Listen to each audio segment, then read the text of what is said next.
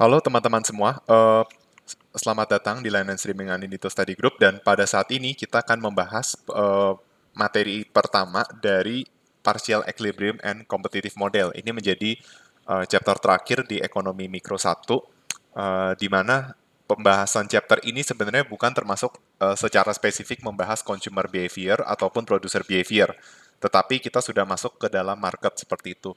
Mungkin bisa dibilang chapter ini juga merupakan chapter peralihan ketika nanti teman-teman akan mengambil ekonomi mikro 2, di mana di mikro 2 akan mempelajari equilibrium secara general. Oke.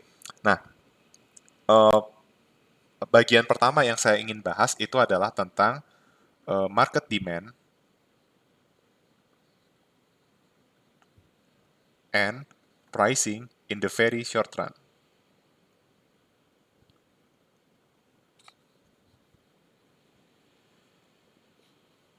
Oke. Kalau waktu teman-teman belajar di chapter consumer behavior, kita mempelajari ada yang namanya Marshallian demand. Oke, apa itu Marshallian demand? Ya, Marshallian demand, misalnya kita ada barang X dan barang Y, jadi kan X Marshallian dan Y Marshallian. Nah, kalau teman-teman masih ingat apa itu Marshallian demand? Marshallian demand itu adalah kuantitas permintaan yang memaksimumkan utilitas dengan anggaran yang dimiliki. Ya, karena kalau bicara tentang utilitas maksimum, utilitas itu kan sebenarnya akan semakin meningkat kan, semakin tinggi kalau dia mengonsumsi sebanyak-banyaknya sebenarnya, atau lebih banyak. Tapi yang menjadi masalah kita punya kendala yang namanya anggaran seperti itu. Nah, dengan anggaran segitu, lalu kita juga berhadapan dengan harga barang, karena kan dengan anggaran yang sama, kalau harga barangnya berbeda, jumlah barang yang bisa dibeli kan juga berbeda gitu kan. Nah, jadi dengan income dan harga barang yang dihadapi, termasuk harga barang lain, eh, berapa banyak barang yang bisa memaksimumkan utilitas. Nah, itu yang kita pelajari waktu di consumer behavior, yaitu Marshallian demand. Dan kalau teman-teman masih ingat, Marshallian demand itu misalnya untuk barang, asumsikan hanya dua barang gitu ya. Marshallian demand itu terdiri dari harga barang X, ya, yang mempengaruhi ya, harga barang X, harga barang Y, dan income. Oke. Okay? Di mana kalau misalnya dia kasusnya Cobb Douglas atau perfect substitutes, itu harga barang G nggak ada, atau harga barang lain nggak ada, tetapi income itu ada. Nah, waktu di pengantar mikro, seringnya teman-teman hanya mempelajari bahwa X itu hanya dipengaruhi oleh harga barang X dan harga barang Y misalnya. Tapi income itu mungkin jarang dimasukin. Tapi bisa saja waktu di P mikro diasumsikan income. Sebenarnya bukan berarti income itu nggak mempengaruhi, tapi income-nya itu dianggap konstan. Ya sebagai faktor konstan. Jadi makanya variable income-nya itu nggak ada. Oke. Okay? Nah, jadi yang dimaksud dengan quantity demand sama Marshallian demand itu sama persis ya, terdiri dari harga barang X, harga barang Y, dan I. Ya, ini bisa kita sebut sebagai quantity of X demanded. Kuantitas barang X yang diminta. Atau ini bisa kita sebut juga dengan individual demand for goods X. Nah, apa yang membedakan antara jumlah barang X yang diminta atau individual demand dengan market demand for X? Nah, pada dasarnya market demand ini kita asumsinya barang X ya. Market demand for X itu adalah total atau gabungan dari individual demand.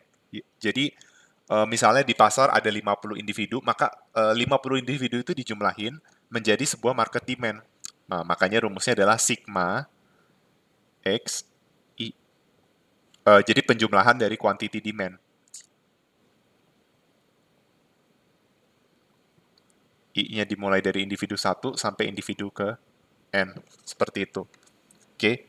Dan saya rasa teman-teman mungkin pernah dapat kurva ini di pengantar mikro ya. Jadi yang misalnya kita punya, misalnya ini ceritanya di dalam suatu market sederhananya itu ada dua individu, maka kita bisa mencari market demand-nya. Ya. Misalnya ini individu 1, ini individu 2, lalu ini individu 3 gitu ya. Ntar saya kecilin dulu.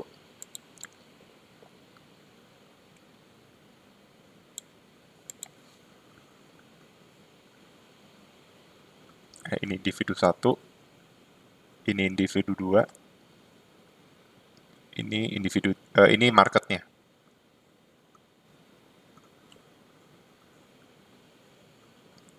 Nah, Kita asumsikan aja ya, biar gampang. Misalnya fungsi permintaannya itu adalah untuk individu satu itu misalnya Q sama dengan 50 min 10P. Sedangkan individu 2 itu demand-nya adalah Q sama dengan 60 min 20P. Nah, berdasarkan rumus, nah ini kan gak ada variable income ya, jadi ini asumsinya dia itu income-nya itu ada di 50 sama 60-nya. Bagaimana dengan harga barang Y? Tergantung kalau kasusnya Cobb Douglas memang tidak mempengaruhi gitu kan. Karena dia kan kalau di Cobb Douglas tuh uh, gross independent ya barangnya. Tapi faktor income-nya bisa kita masukin di dalam constant term. Oke. Okay. Nah, eh, tapi kalau bukan fungsi Cobb Douglas ini berarti 50 sama 60-nya itu mewakili harga barang lain juga ya. Nah, kan market demand itu penjumlahan dari individual demand kan. Ya udah ini kita tinggal totalin ya, 50 tambah 60. 50 min 10P ditambah 60 min 2P hasilnya adalah Q sama dengan 110 dikurang 30P ya. Ini kan misalnya ini Q1, ini Q2, berarti karena Q adalah sigma QI, berarti Q adalah Q1 plus Q2. Nah, bagaimana kita membuktikan bahwa benar ini market demand-nya? Nah, coba aja kita iseng misalnya bikin harganya tuh sama dengan 2. Apa yang terjadi pada individu 1, individu 2 sama market gitu kan. Nah, ternyata saat harga 2, berapa kuantitinya? Masukin aja saat ini 2, jadi Q1-nya dapat 30. Nah, saat masukin harga 2 ke sini, ternyata dapat Q2-nya sama dengan 20. Nah, kan Q besar adalah Q1 plus Q2 kan. Berarti kalau ini adalah market demand-nya benar, pasti hasilnya itu adalah 50. Karena kan Q besar adalah Q1 plus Q2 kan. Nah, coba kita masukin P2 ke sini. Berarti 110 dikurang 30 kali 2. Atau 110 kurang 60. Nah, ternyata hasilnya benar 50. Jadi terbukti bahwa market demand-nya itu seperti itu. Gitu ya. Jadi saat harganya 2, kuantitinya misalnya 30 gitu ya. Terus saat harganya 2, kuantitinya misalnya 20. Saat harganya 2 juga, di market dia 50. Ya, kurang lebih gambar kurvanya seperti ini. Oke. Jadi terbukti bahwa market demand adalah penggabungan dari individual demand seperti itu. Saya rasa teman-teman sudah pernah mendapatkan ini di pengantar ilmu ekonomi mikro seperti itu. Nah, jadi nah ini ada contoh soal lain ya. Jadi kita punya ceritanya ada dua market demand X1 sama dengan 10 min 2PX tambah 0,1 I1 ditambah 0,5 PY. Ya, jadi ceritanya individu satu itu permintaan terhadap barang X dipengaruhi oleh harga barang X ditambah ada faktor income-nya dia juga sama harga barang lain. Terus individu 2 itu 17 dikurang PX ditambah 0,05 income media ditambah 0,5 PY. Nah, berarti ini sama juga cara nyari market demand-nya gimana? Ya kita tinggal jumlahkan X1 plus X2. Berarti hasilnya adalah 27 dikurang, ini dijumlahin jadi 3PX. Nah, ini dijumlahin jadi 0,1 I1 ditambah 0,05 I2. Nah, sebenarnya perlu diperhatiin nih teman-teman. PX ini bisa X1 sama X2 ini bisa juga. Nah, tapi ceritanya harga barang di pasar itu kan kalau pasar persaingan sempurna kan misalnya ada dua individu ya. Sebenarnya mereka harganya beda, harga yang mereka inginkan, tapi kan di equilibrium sama. Jadi makanya ini bisa disatuin. Nah, untuk income ini dipisah. Kenapa? Karena kita nggak tahu apakah individu satu sama individu dua tuh income-nya sama atau beda. Tapi kalau seandainya di soal dibilang income-nya sama, berarti ini bisa digabungin jadinya 0,15 I ya. Tapi karena di sini nggak dikasih tahu income-nya sama apa enggak, berarti ditulis aja 0,1 I1 sama 0,05 I2. Nah, ditambah ini sama ya, 0,5 PY plus 0,5 PY itu jadi PY. Nah, dapatlah ini sebagai market demand. Oke.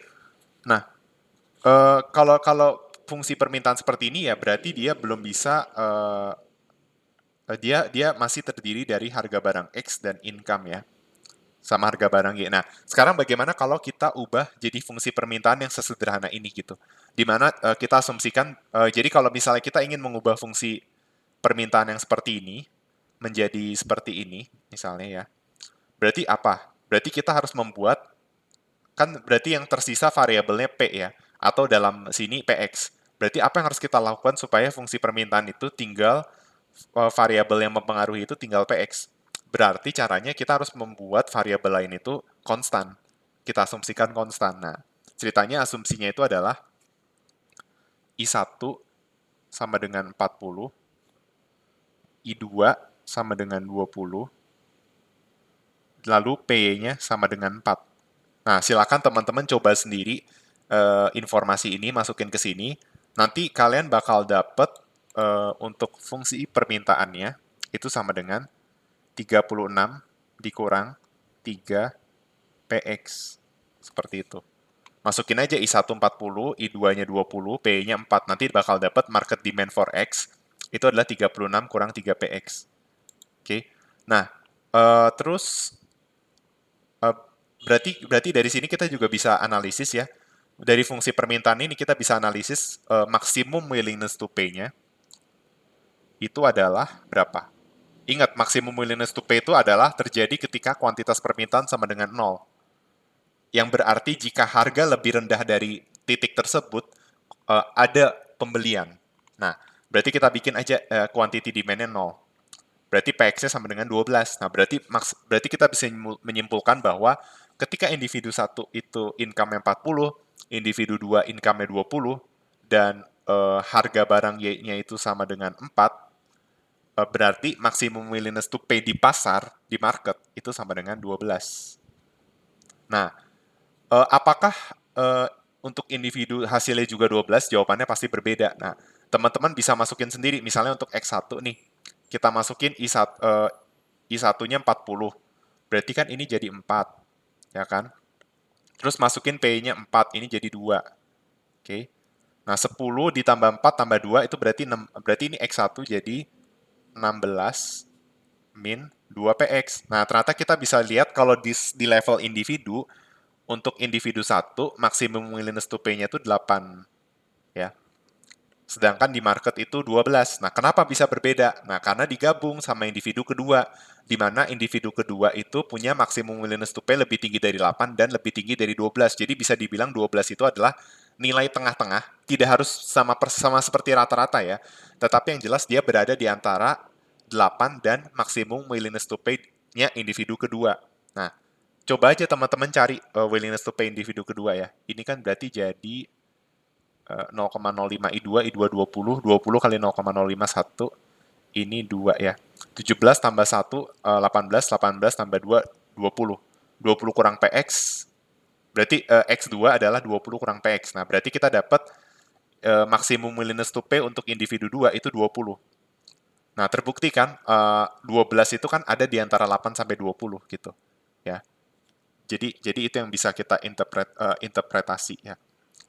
Dan coba teman-teman bikin misalnya seandainya income individu 1 masih 40, lalu income-nya individu kedua itu 20. Nah, tapi ceritanya harga barang Y itu jadi 6 atau mengalami kenaikan.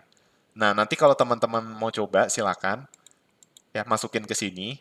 Hasilnya itu market demand-nya menjadi X sama dengan 38 kurang 3 PX. Seperti itu. Nah, apa yang bisa kita analisis di sini? Berarti, coba kita lihat dulu aja dari maximum willingness to pay-nya. Dari maximum willingness to pay berarti 38 per 3. Itu nilainya adalah 12,67. Nah, kalau dilihat dari segi kurva, bisa kita lihat bahwa kurvanya itu bergeser ke sebelah kanan. Yang menunjukkan bahwa konsumen lebih prefer beli barang X. Nah, kira-kira kenapa? Kenapa harga barang Y dari 4 ke 6 atau kenaikan harga barang Y itu membuat market demand itu bergeser ke kanan? Jawabannya sederhana. Kan berarti kita bisa melihat dari fungsi demand-nya aja kita bisa lihat nih. Untuk barang X, jelas dong harga barang X itu pengaruhnya negatif terhadap harga barang X kan atau berbanding terbalik.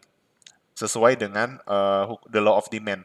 Nah, sedangkan harga barang Y ini positif simbolnya. Nah, jadi kalau teman-teman cari elasticity-nya, hasilnya ini positif. Nah, Artinya apa? Hubungan barang Y sama X itu berbanding terbalik kan? Nah, berarti Y dan X itu adalah substitusi.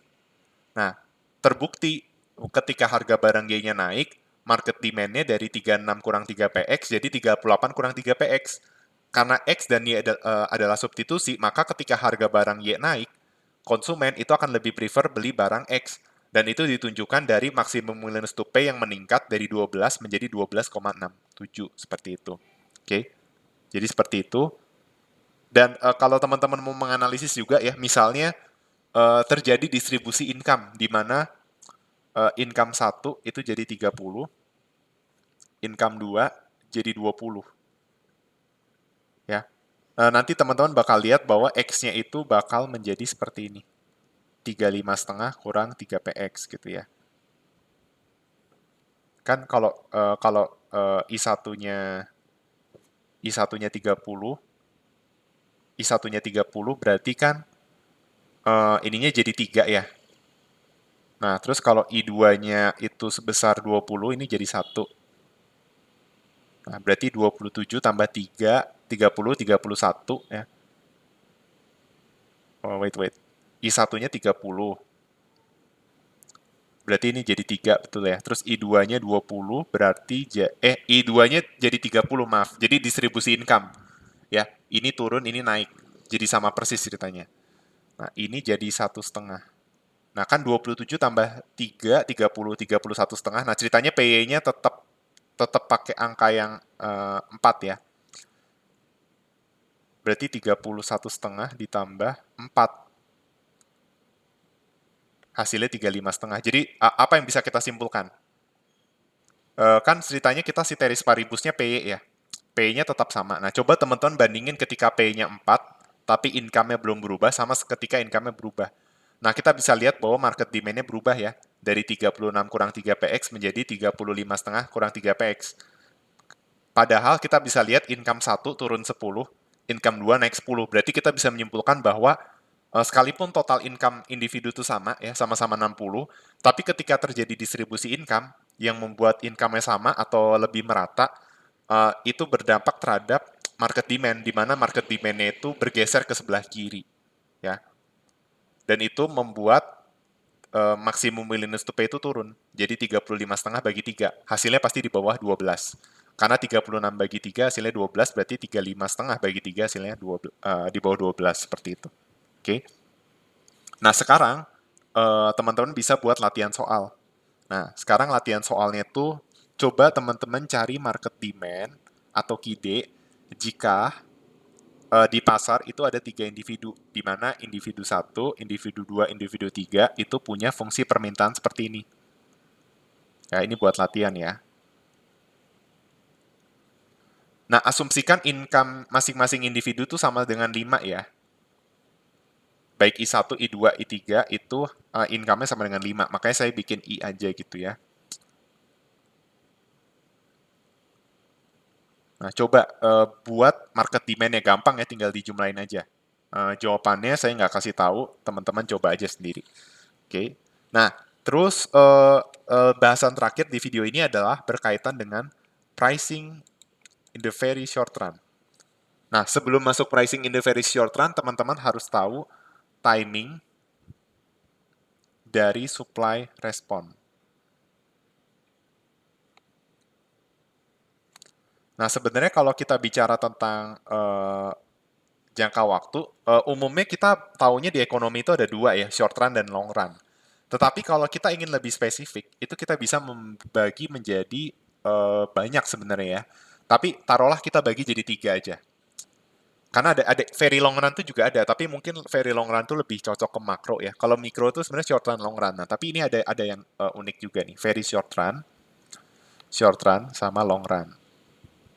Nah, apa perbedaannya? Nah, sekarang saya akan bahas di very short run dulu. Oke. Jadi, teman-teman waktu di pengantar mikro itu belajarnya itu ini demand, ini supply. Oke. Nah, dari kurva ini apa yang bisa kita simpulkan? Ini analisisnya masih jangka pendek. Nih. Apa yang bisa kita simpulkan?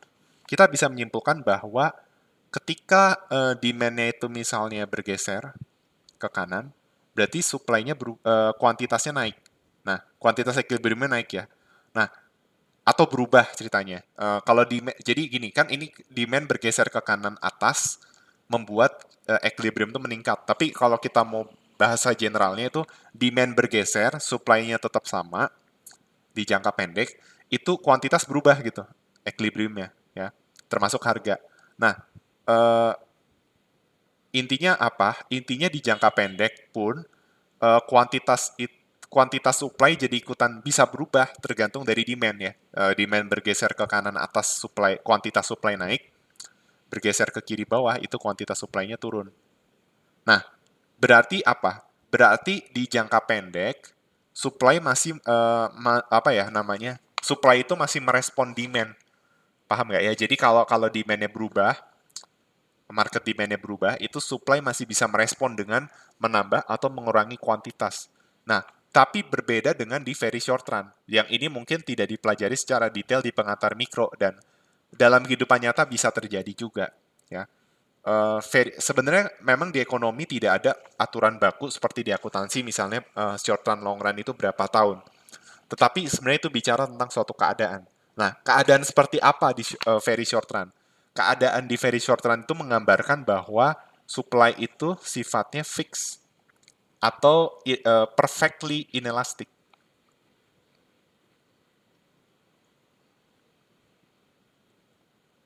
Oke, okay? Artinya apa? Supply itu tidak dipengaruhi oleh demand sama sekali. Oke, okay? Kuantitas supply-nya itu tetap, tapi harga bisa berubah. Misalnya seperti ini. Ya. Nah, yang jadi pertanyaan kenapa di very short run bisa terjadi seperti ini? Ya, kenapa quantity itu tetap? Jawabannya apa? Di jangka pendek, logikanya adalah kalau teman-teman misal lagi buka usaha, ya teman-teman belum bisa ngestok barang dan sebagainya, tapi yang jelas teman-teman udah bisa jual barang, tapi ya barang yang ada di situ, misalnya teman-teman buka pet shop ya adanya 20 makanan ikan cuma 20 biji gitu kan. Terus apa? Pokoknya ya ya itu aja yang akan dijual. Tidak menambah dan tidak akan mengurangi. Nah, makanya harga itu murni ditentukan dari si demand itu sendiri aja. Oke. Nggak karena market demand-nya naik, supply-nya dinaikin. Karena ya stoknya cuma segitu gitu. Mungkin karena modalnya terbatas ya udah segitu dulu. Nanti di jangka pendeknya modalnya lebih mencukupi dan itu bisa membuat kuantitas supply itu bertambah atau berkurang kayak gitu.